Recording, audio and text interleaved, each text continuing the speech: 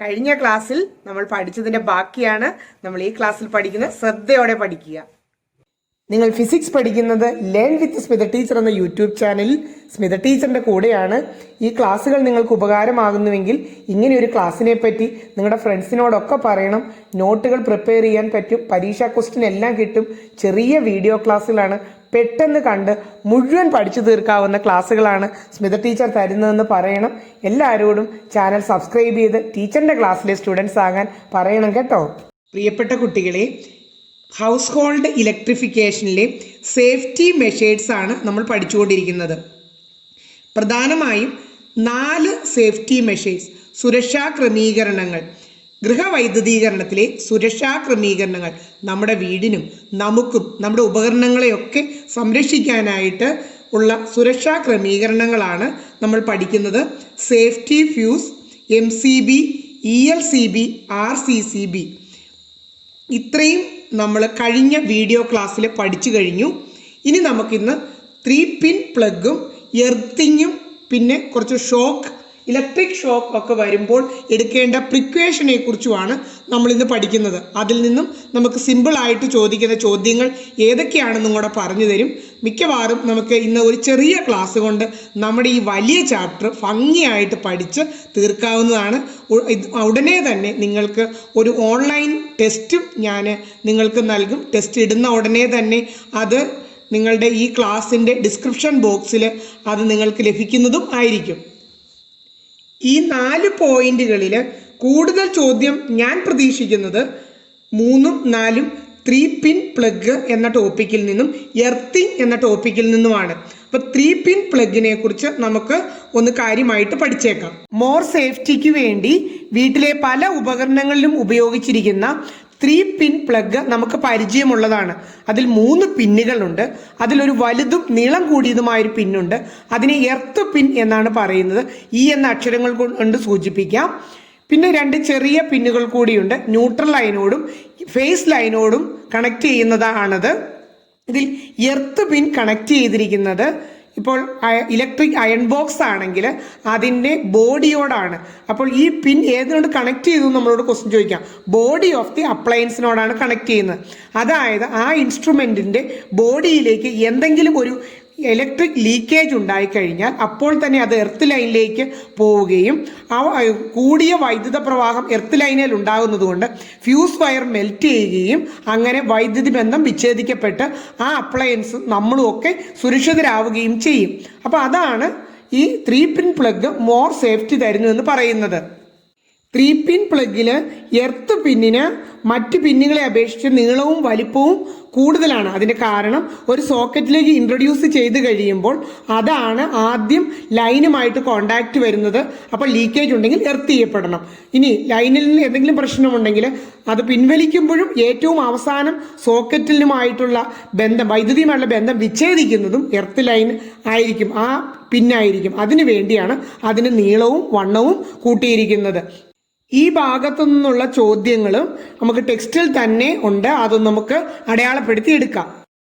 3 pin plug and earthing എന്ന ടോപ്പിക്കിൽ നിന്നുള്ള ചോദ്യങ്ങൾ ഞാൻ ടെക്സ്റ്റിൽ അടയാളപ്പെടുത്തി തരും.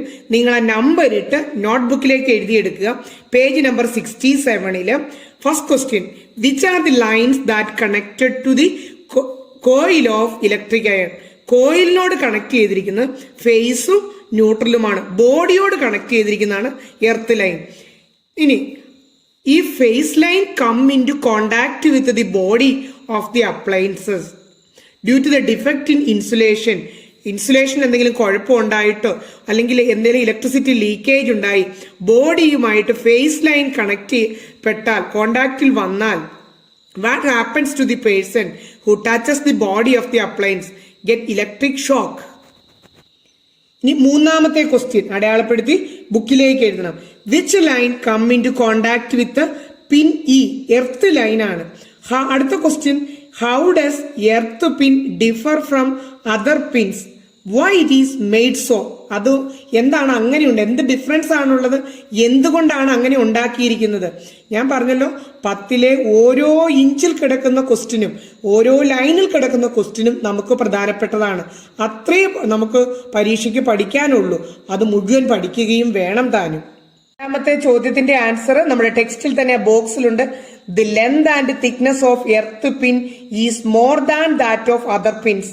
നമ്മൾ പറഞ്ഞതാണ്, ലെങ്ത് മോർ ആയതുകൊണ്ട് when 3 pins introduced into a socket, the earth pin comes into contact with the circuit first. When it pulled out of the socket, the earth pin will be the last to break the contact. അപ്പൊ അതുകൊണ്ടാണ് അതിനെ ലെങ്തും തിക്നെസ്സും ഒക്കെ കൂടുതലായിട്ട് ഉണ്ടാക്കിയിരിക്കുന്നത്. അഞ്ചാമത്തെ question, very important. Which part of the instrument is connected to the earth line? Earth ലൈനുമായിട്ട് connect ചെയ്തിരിക്കുന്നത് body of the appliances. Body of the appliance. അപ്പൊ അഞ്ചാമത്തെ ക്വസ്റ്റ്യൻ എഴുതി, ഇത് നിങ്ങളുടെ ബുക്കിലേക്ക് എഴുതണം.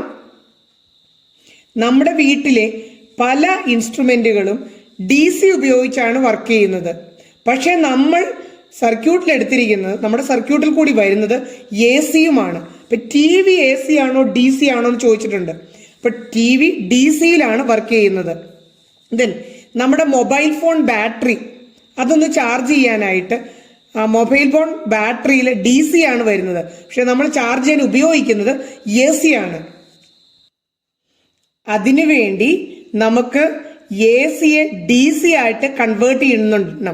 അതിനു മുമ്പ് നമുക്ക് ഏതൊക്കെ പ്രധാനപ്പെട്ട ഇൻസ്ട്രുമെന്റ് ആണ് AC-യിലും വർക്ക് ചെയ്യുന്നതും DC-യിൽ വർക്ക് ചെയ്യുന്നതിന്റെ ഒരു ചാർട്ട് തയ്യാറാക്കാം. AC-യിൽ മാത്രം വർക്ക് ചെയ്യുന്ന ഏതൊക്കെയാന്ന് നോക്കിക്കേ. Fan, light, mixie, induction cooker, grinder, electric iron, microwave oven, washing machine, air conditioner ഒക്കെ AC-യിലാണ്. അതേസമയം DC ഉപയോഗിച്ചാണ് calculator, computer, TV, radio, toys, watch, clock, digital camera, mobile phone, remote control തുടങ്ങിയവയിൽ പ്രവർത്തിക്കുന്നത്. ഈ ലിസ്റ്റ് നമ്മുടെ ബുക്കിലേക്ക് എഴുതിയെടുക്കുക. ആറാമത്തെ ചോദ്യം നമ്മുടെ ചാർട്ട്. ഏഴാമത്തെ ചോദ്യമായിട്ട് device working both in AC and DC, filament bulb, heater. എട്ടാമത്തെ ചോദ്യമായിട്ട് നമുക്കിതൊന്ന് ഈ ഭാഗം ഒന്ന് എടുക്കാം. Rectifier is the device that converts AC into DC. റെക്ടിഫയറിന്റെ പ്രവർത്തനമൊക്കെ മുതിർന്ന ക്ലാസ്സുകളിൽ പഠിക്കാം. നമുക്ക് ഈ ക്ലാസ്സുകളിൽ തന്നിരിക്കുന്ന 10ൽ തന്നിരിക്കുന്ന ആ പോയിന്റ്സ് മറക്കാതെ കൃത്യമായിട്ട് അങ്ങ് പഠിച്ചാൽ മതി. അതിനുവേണ്ടി AC is first converted into DC after lowering 230 volt into 12 or 6 volts. ആദ്യം 230യെ 12 വോൾട്ടോ 6 വോൾട്ടോ ആക്കിയിട്ടാണ് DC ആയിട്ട് കൺവേർട്ട് ചെയ്യുന്നത്. അതിനുവേണ്ടി സ്റ്റെപ്പ് ഡൗൺ ട്രാൻസ്ഫോമറോ അല്ലെങ്കിൽ ഒരു ഇൻഡക്ടറോ ഉപയോഗിച്ചാണ് ആദ്യം 230 വോൾട്ടിനെ 12 വോൾട്ടോ 6 വോൾട്ടോ ആയിട്ട് മാറ്റും. The main part of the rectifier is an electronic component called diode. ഡയോഡാണ് AC-യെ DC ആക്കുന്ന റെക്ടിഫയറിലെ മെയിൻ കമ്പോണന്റ്. AC-യെ DC ആക്കുന്ന റെക്ടിഫയറിലെ മെയിൻ കമ്പോണന്റ് ഡയോഡ്. ഇലക്ട്രിക് ഷോക്കിന്റെ കാര്യമാണ് നമുക്കിനി പഠിക്കാനുള്ളത്. ഇലക്ട്രിസിറ്റി ഉപയോഗിച്ചുണ്ടാകുന്ന ആക്സിഡന്റുകളിൽ ഇന്ത്യയിൽ ഉണ്ടാകുന്നതിന്റെ 10% നമ്മുടെ ഈ കുഞ്ഞി കേരളത്തിലാണ്. അത് തന്നെ ഒരു ഡേഞ്ചറസ് ആയ സിറ്റുവേഷൻ അല്ലേ. അപ്പൊ നല്ലവണ്ണം അതിനെക്കുറിച്ച് അവെയർ ആയിരിക്കണം നമ്മൾ. അടുത്ത question, what are the precautions to be taken to avoid electric shock? Electric shock മൂലമുള്ള അപകടങ്ങൾ ഒഴിവാക്കാൻ എടുക്കേണ്ട പ്രിക്വേഷൻസ് എന്തെല്ലാം? നന്നായിട്ട് വായിച്ചു തന്നെ ആ പ്രിക്വേഷൻസ് പഠിച്ചു വെക്കുക. അതിന്റെ കാരണം നമുക്ക് നമ്മുടെ മനസ്സിൽ കുറച്ച് ഐഡിയ ഒക്കെ കിട്ടുന്നുണ്ട്. അത് കുറച്ച് അക്ഷരത്തെറ്റോടു കൂടി എഴുതി വെക്കുകയല്ല ചെയ്യേണ്ടത്. നല്ല സെന്റൻസ് ആയിട്ട് വായിച്ചു പഠിച്ച് നല്ല ഫോമിൽ അത് എഴുതി വെക്കണം. ഇത് എളുപ്പമാണല്ലോ, ഇതങ്ങ് വിട്ടേക്ക, ഇത് നിങ്ങൾക്ക് അറിയാവുന്ന കാര്യമാണ്. എന്നിട്ട് എഴുതി വെക്കുന്നത് അതിമനോഹരമാക്കരുത്. അപ്പൊ നമുക്ക് അതിന്റെ ഒന്ന് നോക്കാം. Never handle electric equipments or switches when hands are wet. നനഞ്ഞ കൈകളോടുകൂടി കൈകൊണ്ട് വൈദ്യുത ഉപകരണങ്ങൾ പ്രവർത്തിപ്പിക്കരുത്. Insert plug pins into socket and withdraw them only after switching off. Switch off ആക്കിയതിനു ശേഷം മാത്രമേ സോക്കറ്റിൽ പ്ലഗ് ഘടിപ്പിക്കാനും സോക്കറ്റിൽ നിന്ന് അത് പ്ലഗ് ഊരിയെടുക്കാനും പാടുള്ളൂ. Do not operate devices of high power using ordinary socket. സാധാരണ സോക്കറ്റ് ഉപയോഗിച്ചുകൊണ്ട്, പവർ സോക്കറ്റ് അല്ലാതെ സാധാരണ സോക്കറ്റ് ഉപയോഗിച്ചുകൊണ്ട് പവർ കൂടിയ ഉപകരണങ്ങൾ പ്രവർത്തിപ്പിക്കരുത്. Wear a rubber footwear while operating electric devices. നമ്മളുടെ റബ്ബർ ചെരുപ്പ് ഇട്ടിരിക്കണം. റബ്ബർ ചെരുപ്പ് ഇട്ടുകൊണ്ട് വൈദ്യുത ഉപകരണങ്ങൾ പ്രവർത്തിപ്പിക്കുക. Then do not touch the interior part of the cable TV adapters. Ensure that there is an insulated cap for the adapters. Cable T വിയുടെയൊക്കെ അഡാപ്റ്ററിന്റെ ഉൾഭാഗത്ത് സ്പർശിക്കരുത്. ആ ഭാഗത്ത് ഒരു വൈദ്യുതി പ്രവഹിക്കാത്ത ഒരു അടപ്പുണ്ടെന്ന് ഉറപ്പുവരുത്തുകയും ചെയ്യണം. Do not fly kites near electric lines. Electric ലൈൻസിന്റെ അടുത്ത് പട്ടം പറത്തരുത്. കുട്ടികളൊക്കെ അങ്ങനെ പട്ടം പറത്തി കളിച്ചിട്ട് വലിയ വലിയ അപകടങ്ങൾ വരുത്തി വെച്ചിട്ടുണ്ട്. പത്രങ്ങളിലൊക്കെ നമ്മൾ വായിച്ചിട്ടുണ്ട്. Do not use table fan to dry hair. മുടിയൊക്കെ അഴിച്ചിട്ട് കുളിച്ച ശേഷം അന്ന് ടേബിൾ ഫാനിന്റെ അടുത്ത് പോയി നിന്ന് ഇരുന്നും കിടന്നും ഒക്കെ മുടി ഉണക്കാനായിട്ട് ശ്രമിക്കരുത്. അതുപോലെ കൈറ്റ് പറപ്പിക്കുന്നത് പോലെ തന്നെയാണ് ചക്കപ്പഴം, മാങ്ങാപ്പഴം, ഇതൊക്കെ ഇലക്ട്രിക് ലൈൻസിന്റെ അടുത്ത് നിന്നുകൊണ്ട് വലിയ ഇരുമ്പ് തോട്ടി, അത് ലോഹം കൊണ്ടുള്ള തോട്ടികൾ, പിന്നെ പച്ച മരങ്ങൾ കൊണ്ടുള്ള തോട്ടികളൊക്കെ ഉപയോഗിച്ച് പറിച്ചു കഴിയുമ്പം എങ്ങനെയാലും നമ്മുടെ കൈയൊക്കെ തെന്നിയോ എന്തെങ്കിലും ഒരു കാരണത്താൽ അത് ഇലക്ട്രിക് ലൈനുമായിട്ട് കോണ്ടാക്ട് വന്നു കഴിഞ്ഞാൽ വലിയ അപകടം, മരണം തന്നെ സംഭവിക്കും. അങ്ങനെയുള്ള നിരവധി കാര്യങ്ങൾ നമ്മൾ പത്രത്തിലൊക്കെ വായിച്ചിട്ടുണ്ട്. ഇതൊക്കെ പഠിക്കുന്നത് നമ്മൾ ബുദ്ധിയോടെ നമ്മൾ പ്രവർത്തിക്കാനും നമ്മുടെ കൂടെയുള്ളവർ അങ്ങനെയൊക്കെ ചെയ്യാനും അയ്യോ അത് ചെയ്യരുത് എന്ന് നിർദ്ദേശിക്കാനും വേണ്ടിയാണ്. Ensure that there are no tall buildings or tall trees near electric lines. Electric ലൈനുകളുടെ അടുത്ത് ഉയരമുള്ള കെട്ടിടങ്ങൾ, മരങ്ങൾ എന്നിവ ഇല്ല എന്ന് ഉറപ്പുവരുത്തേണ്ടതാണ്. Ensure that the main switch and ELCB are switched off when maintenance work is being carried at our home. നമ്മുടെ വീട്ടിൽ എന്തെങ്കിലും മെയിൻ്റനൻസ് വർക്ക് ഇലക്ട്രിക്കൽ സർക്യൂട്ടിൽ നടത്തുമ്പോൾ മെയിൻ സ്വിച്ചും അതുപോലെ സർക്യൂട്ട് ബ്രേക്കേഴ്സും ഒക്കെ ഓഫ് ചെയ്ത് വെച്ചു എന്ന് നമ്മൾ കൃത്യമായിട്ട് ഉറപ്പുവരുത്തിയിരിക്കണം. ഇത്രയും പ്രിക്വേഷൻസ് ആണ് നമ്മൾ എടുക്കേണ്ടത്. ഇത് മൊത്തമായിട്ട് പാരഗ്രാഫ് പോലെ എഴുതേണ്ടത്, നമ്മളിത് പഠിച്ചു വെക്കുന്നത് നമ്മുടെ അറിവിനും നമ്മുടെ രക്ഷയ്ക്കും വേണ്ടിയാണെങ്കിലും നമ്മുടെ പരീക്ഷയുടെ മാർക്കും ഒരു കാര്യമാണല്ലോ. അപ്പൊ ഇതിൽ ഏറ്റവും നല്ലതായിട്ടുള്ളതും എളുപ്പത്തിൽ എഴുതാവുന്നതുമായിട്ടുള്ള ഒരു 5 പോയിന്റ് എങ്കിലും അടിപൊളിയായിട്ട് പഠിച്ചു വെക്കണം. ഇതും precautions during some special circumstances. ഇത് ചില പ്രത്യേക സാഹചര്യങ്ങളിൽ നമ്മൾ ശ്രദ്ധിക്കേണ്ട കാര്യങ്ങളാണ്. ഇലക്ട്രിസിറ്റിയുമായി ബന്ധപ്പെട്ട്, ഇലക്ട്രിക് ഷോക്കുമായി ബന്ധപ്പെട്ട് നമ്മുടെ മനസ്സിലുണ്ടായിരിക്കേണ്ട അറിവുകളാണ്. പരീക്ഷയേക്കാൾ ഉപരി ഇത് വായിച്ച് നമ്മൾ പഠിച്ചു വെക്കേണ്ടതാണ്. First one, during lightning avoid doing any work that bring you in contact with electric circuit. ഇടിമിന്നലുള്ള സമയത്ത് വൈദ്യുത സർക്യൂട്ടുമായി നമ്മൾ ഒരു പ്രവർത്തനവും, വൈദ്യുത സർക്യൂട്ട് ഉപയോഗിച്ചുള്ള ഒരു പ്രവർത്തനവും നമ്മൾ ഏർപ്പെടരുത്. Disconnect the plugs from the socket whenever there is a chance of lightning. അവിടെ ഒരു ഇടിമിന്നലിന് സാധ്യതയുണ്ട് എങ്കിൽ അതിനു മുമ്പ് തന്നെ ഉപകരണങ്ങളുടെ പ്ലഗ് സോക്കറ്റിൽ നിന്നും നമ്മൾ ഊരിയിട്ടിരിക്കണം. അടുത്ത, during rain and wind electric lines are likely to touch the ground.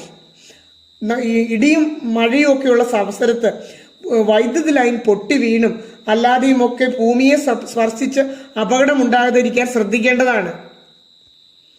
അടുത്ത, if water enters home due to floods and other reasons disconnect electric connections. എന്തെങ്കിലും രീതിയിൽ വീട്ടില് നമുക്കൊക്കെ അറിയാം, പ്രളയകാലമൊക്കെ ഉണ്ടായിട്ടുള്ള കാലങ്ങളെ കുറിച്ചൊക്കെ നമുക്കറിയാം. അങ്ങനെയുള്ള സാഹചര്യങ്ങൾ പോലെ വരികയാണെങ്കിൽ വൈദ്യുത ബന്ധം പൂർണ്ണമായിട്ടും വീട്ടിലേക്കുള്ളത് വിച്ഛേദിക്കണം. വെള്ളം ഇറങ്ങി സ്വിച്ച് ബോർഡ്, മെയിൻ സ്വിച്ച്, അങ്ങനെ ഇലക്ട്രിക്കൽ അപ്ലയൻസസ് എല്ലാം ഡ്രൈ ചെയ്തതിന് ശേഷം മാത്രമാണ്, ഉണങ്ങിയതിന് ശേഷം മാത്രമാണ് നമ്മൾ ഇലക്ട്രിസിറ്റി പുനഃസ്ഥാപിക്കാൻ പാടുള്ളൂ. First aid given in the case of electric shock, അതാണ് നമുക്ക് ഇനി പഠിക്കാനുള്ളത്.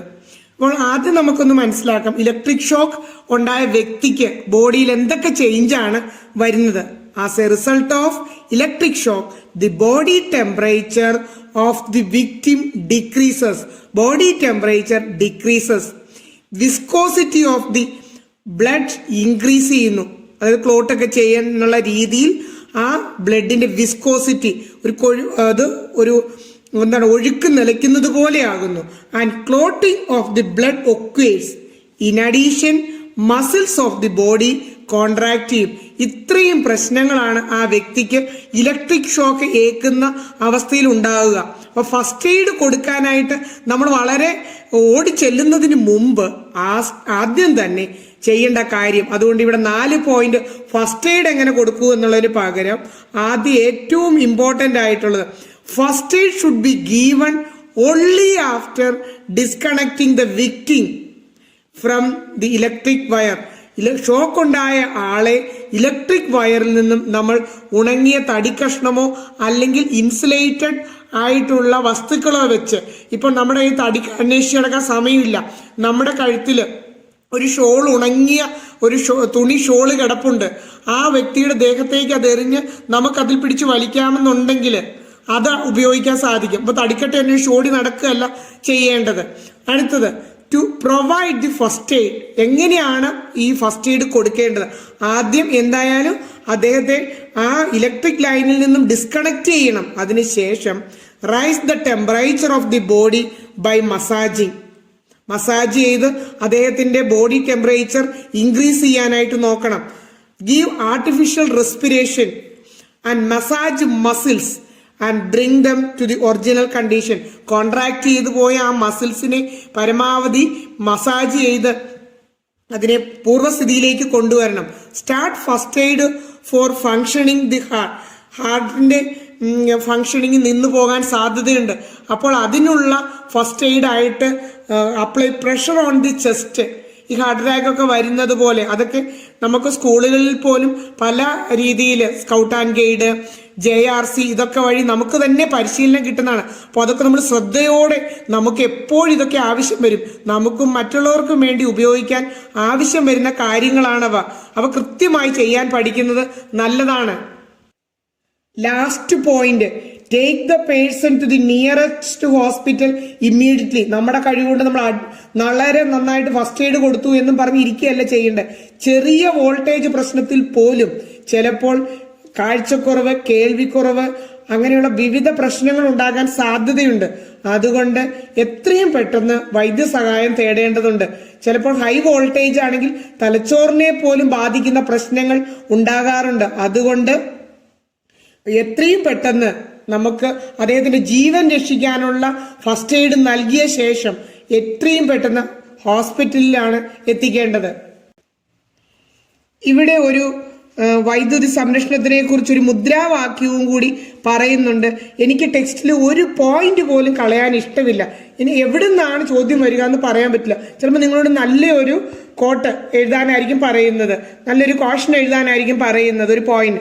അപ്പൊ നമുക്ക് എഴുതാം, saving electricity is equivalent to generating electricity. വൈദ്യുതി സംരക്ഷിക്കുന്നത് വൈദ്യുതി ഉൽപ്പാദിപ്പിക്കുന്നതിന് തുല്യമാണ്. അതുകൊണ്ട് വളരെ ശ്രദ്ധയോടും നമ്മുടെ ആവശ്യത്തിന് മാത്രം അതീവ ശ്രദ്ധയോടുകൂടി വേണം വൈദ്യുതി ഉപയോഗിക്കാനായിട്ട്. Last topic, making house hold circuit. എന്നാൽ ഇത്രയൊക്കെ പഠിച്ചതല്ലേ, നമുക്കിനി വീട്ടിലെ ഒരു ഇലക്ട്രിക് സർക്യൂട്ട് തന്നെ വേണമെങ്കിൽ ഒന്ന് ചെയ്തു നോക്കിയേക്കാം എന്ന് വെക്കാൻ ഒരു ചെറിയ അറിവൊക്കെ, 10ാം ക്ലാസ് വരെയൊക്കെയുള്ള അറിവ് കൊണ്ട് നമുക്കിപ്പോൾ മത്സര പരീക്ഷകളാണെന്ന് തന്നെ വിചാരിക്കുക, PSCയോ അല്ലെങ്കിൽ അതുപോലെ കോമ്പറ്റീറ്റീവ് എക്സാമിനേഷനൊക്കെ എഴുതാനായിട്ട് നമുക്ക് സാധിക്കുന്നത് പോലെ തന്നെ 10ാം ക്ലാസ്സിലെ അറിവ് കൊണ്ട് നമുക്ക് നിത്യജീവിതത്തിലേക്കുള്ള ഒരുവിധപ്പെട്ട എല്ലാ അറിവുകളും നമുക്ക് കിട്ടിക്കഴിഞ്ഞിരിക്കും. അപ്പൊ അതുകൊണ്ട് ആ പാഠങ്ങളൊക്കെ പഠിക്കുന്ന ആ ഒരു അർത്ഥത്തിലും കൂടെ ആയിരിക്കണം. എന്തൊക്കെയാണ് ഒരു ഇലക്ട്രിക്കൽ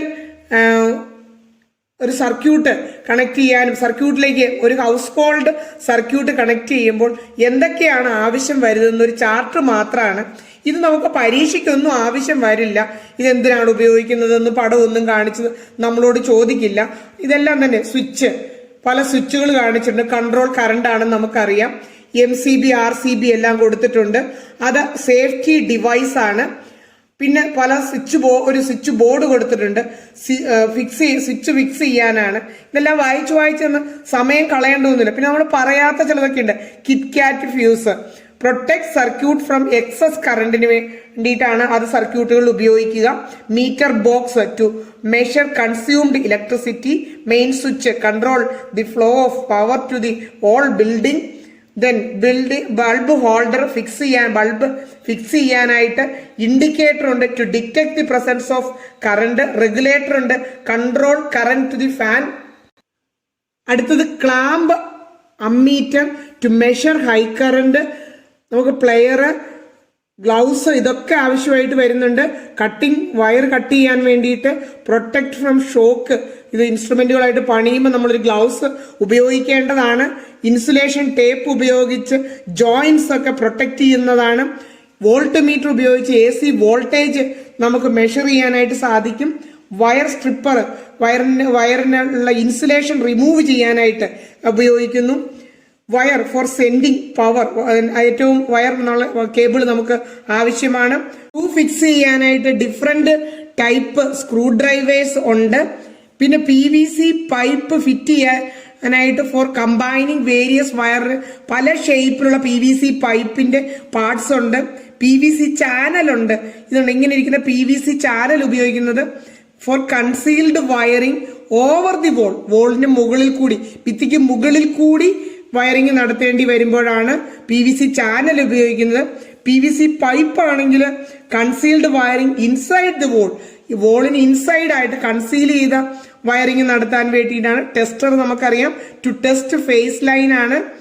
ഇങ്ങനെ വിവിധ ഇൻസ്ട്രുമെന്റുകൾ, ഇതിന്റെ എല്ലാം യൂസ് ഒന്നും നമ്മളോട് ചോദിക്കാൻ സാധ്യതയില്ല, എങ്കിലും ഭൂരിഭാഗവും നമുക്ക് അറിയാവുന്നതാണ്. അറിയത്തില്ലാത്തത് ഒന്ന് പറഞ്ഞും പഠിച്ച് പൂരിപ്പിച്ചും വെച്ചേരും. നിങ്ങൾ ഓർത്തിരുന്നോളൂന്നേ.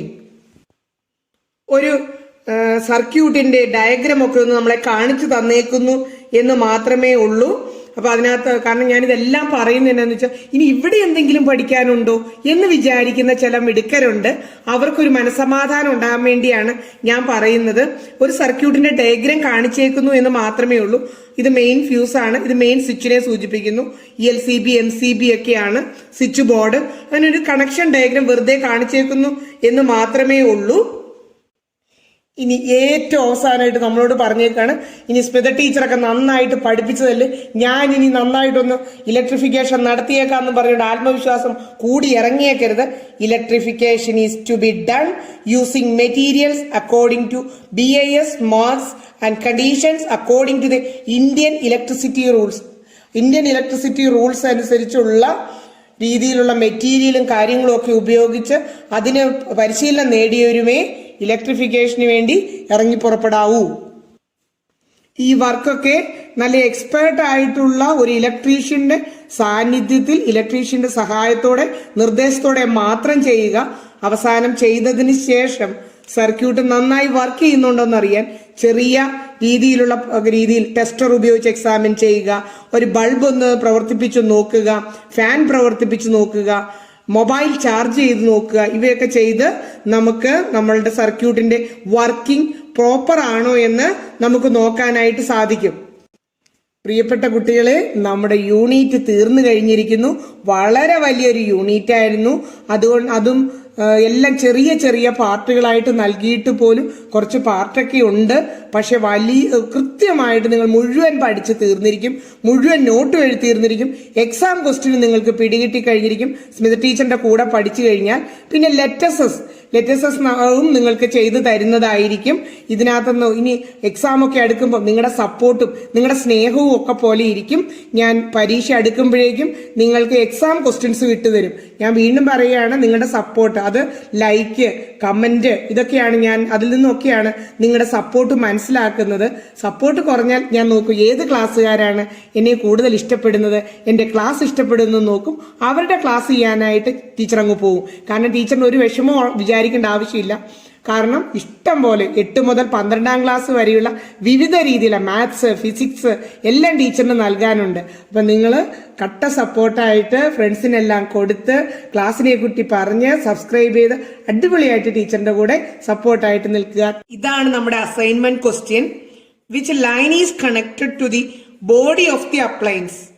ഇതിനകത്തെ കറക്റ്റ് ഉത്തരം നിങ്ങൾ കമന്റ് ബോക്സിൽ ഇടുക. നമ്മുടെ ഈ യൂണിറ്റ് ശ്രദ്ധിച്ച് ഈ വീഡിയോ ക്ലാസ് കേട്ടെങ്കിൽ ഇതിന്റെ ആൻസർ നിങ്ങൾക്ക് അറിയാമായിരിക്കും. ക്ലാസ്സിൽ നിന്ന് പഠിച്ചോ, ക്ലാസ്സിൽ നിന്ന് ഇഷ്ടമായോ, ഫ്രണ്ട്സിന് എല്ലാവർക്കും ഷെയർ ചെയ്ത് കൊടുക്കണം. ഇതിൽ നിന്ന് നോട്ടൊക്കെ പിന്നെ PDF ഒന്നും നോക്കി പകർത്തേണ്ടതില്ല. എല്ലാവരും നന്നായിട്ട് പഠിക്കുക.